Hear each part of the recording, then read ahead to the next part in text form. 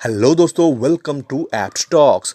दोस्तों, federal bank का quarter one का रिजल्ट आ गया है। नंबर जो है वो लैक्स में दिए गए हैं। इसको मैं थोड़ा स्क्रीन में एडजस्ट कर लेता हूं ताकि क्लियर समझ में आए।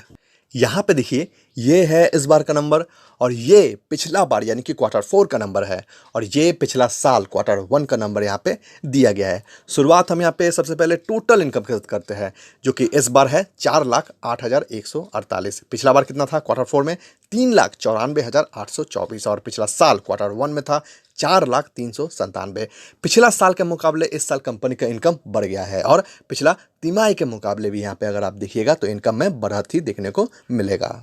चलिए, बढ़िया बात है, इनकम तो बढ़ा है, लेकिन एक्सपेंस देखना भी उतना ही जरूरी है। यहाँ पे देखिए लिखा हुआ है इस बार है 3,10,811। पिछला बार कितना था? 3,15,004 और पिछला साल क्वार्टर वन में था 2,87,068।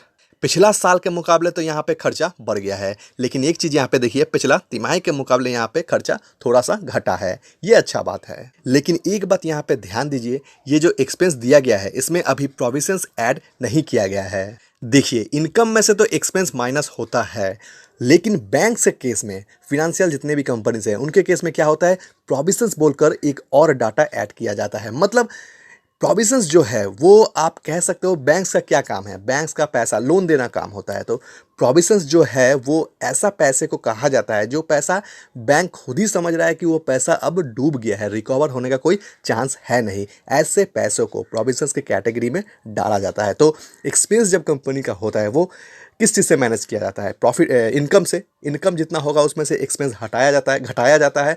वैसे ही प्रोविजंस जो होता है वो भी इनकम से ही मैनेज किया जाता है, इनकम में से ही प्रोविजंस को घटा दिया जाता है। उसके बाद टैक्स एक्सपेंस जो होता है वो भी ऐसा ही किया जाता है, उसको भी इनकम से घटाया जाता है। तो ये जितना सारा एडजस्टमेंट है उन सब जब हो जाता है उसके बाद कंपनी का नेट प्रॉफिट निकल कर आता है। यहाँ पे देखिए, कंपनी का ऑपरेटिंग प्रॉफिट दिया गया है। ऑपरेटिंग प्रॉफिट है यानी कि अभी सिर्फ और सिर्फ एक्सपेंस घटाया गया है कंपनी के इनकम से।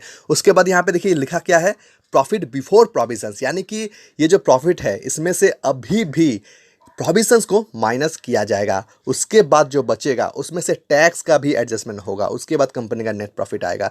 यहाँ पे जो प्रॉफिट है ये रॉ प्रॉफिट है, ऐसा आप कह सकते हो। सबसे इंपॉर्टेंट डाटा जो होता है वो प्रोविजंस और एनपीए होता है बैंक्स और फिनेंशियल कंपनीज के केस में। यहाँ पे देखिए कंपनी का प्रोविजंस लिखा हुआ है। अच्छा, ये इंपॉर्टेंट क्यों है?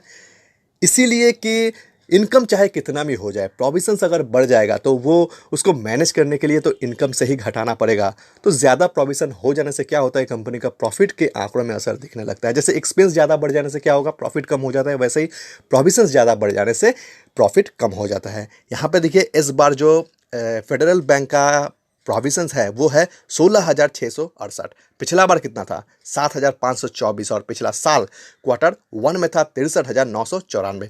पिछला साल के मुकाबले तो यहाँ पे प्रोविजन घटा है, लेकिन पिछला तिमाही के मुकाबले थोड़ा बढ़ गया है। थोड़ा क्या, आप कह सकते हो कि मानो डबल ही यहाँ पे हो गया है। तो एक बात का हमेशा ध्यान रखिएगा, प्रोविजन जितना कम होगा उतना अच्छा होता है, एनपीए जितना कम होता है उतना ही अच्छा होता है। यहाँ तो तिमाही दर तिमाही प्रोविजन बढ़ गया है तो ठीक नहीं है, देखते हैं आगे क्या होता है। यहाँ पे देखिए प्रोविजंस हटाने के बाद, मतलब कंपनी का जो इनकम हुआ है उसमें से प्रोविजन हटाने के बाद कंपनी का जो प्रॉफिट निकल कर आया है वो यहाँ पे लिखा हुआ है। लेकिन अभी यहाँ पे देखिए ये बिफोर टैक्स है, यानी कि अभी भी इसमें से टैक्स का एडजस्टमेंट होना बाकी है। टैक्स एडजस्ट होने के बाद कंपनी के हाथ में जो बचेगा वो होगा कंपनी का नेट प्रॉफिट, जो कि यहाँ पे लिखा हुआ है, आप देख सकते हो। इस बार फेडरल बैंक का नेट प्रॉफिट कितना है? 60,066। पिछला बार कितना था क्वार्टर फोर में? 54,054 और पिछला साल क्वार्टर वन में था 36,729। चलिए, बढ़िया बात है, पिछला साल के मुकाबले यहाँ पे कंपनी का प्रॉफिट बढ़ा है और पिछला तिमाही के मुकाबले भी। लेकिन अभी भी लटकती हुई तलवार है, वो है एनपीए। लेकिन उससे पहले थोड़ा ईपीएस देख लेते हैं। यहाँ पे देखिए लिखा हुआ है ईपीएस इस बार है 2.86, पिछला बार था 2.57 और पिछला साल क्वार्टर वन में था 1.84। पिछला साल के मुकाबले तो यहाँ पे ईपीएस बढ़ गया है और पिछला तिमाही के मुकाबले भी यहाँ पे हल्का सा बढ़त देखने को मिल रहा है, अच्छा बात है। उसके बाद देखिए यहाँ पे एनपीए, प्रोविजंस की तरह ये भी बहुत इंपॉर्टेंट डाटा होता है। एनपीए क्या होता है? नॉन परफॉर्मिंग एसेट, मतलब जो पैसा 90 दिन से ज़्यादा हो गया है रिकवर नहीं हो रहा है। बैंक का काम क्या है? बैंक का काम यही है कि लोन देना, लेकिन 90 दिन से ज़्यादा हो गया है, रिकवर नहीं हो रहा है, ऐसे पैसे को एनपीए की कैटेगरी में डाला जाता है। तो एनपीए भी जितना कम आएगा उतना ही अच्छा होता है। ग्रॉस एनपीए को देख लेते हैं। इस बार है 4,15,533। पिछला बार कितना था? 4,13,674। और पिछला साल क्वार्टर 1 में था 4,64,933। पिछला साल के मुकाबले तो इस साल एनपीए घटा है, लेकिन पिछला तिमाही के मुकाबले अगर आप यहाँ पे देखिएगा थोड़ा सा बढ़ गया है। उसके बाद यहाँ पे देखिए नेट एनपीए दिया गया है, परसेंटेज के फॉर्म में भी दिया गया है, आप चाहो तो देख सकते हो। तो दोस्तों ये था फेडरल बैंक का इस बार का परफॉर्मेंस, क्वार्टर 1 का रिजल्ट्स। आपको कैसा लगा? आप चाहो तो कमेंट बॉक्स में बता सकते हो। और अगर वीडियो में दिए गए जानकारी आपको पसंद आया होगा, काम के लगा होगा, तो इस वीडियो को एक लाइक जरूर कीजिएगा। चैनल पर नए हो तो इस चैनल को सब्सक्राइब करके रखिए, क्योंकि शेयर मार्केट से जुड़ा हुआ अपडेट हम इस चैनल पर लाते रहते हैं। तो हम मिलते हैं नेक्स्ट वीडियो में, तब तक के लिए गुड बाय।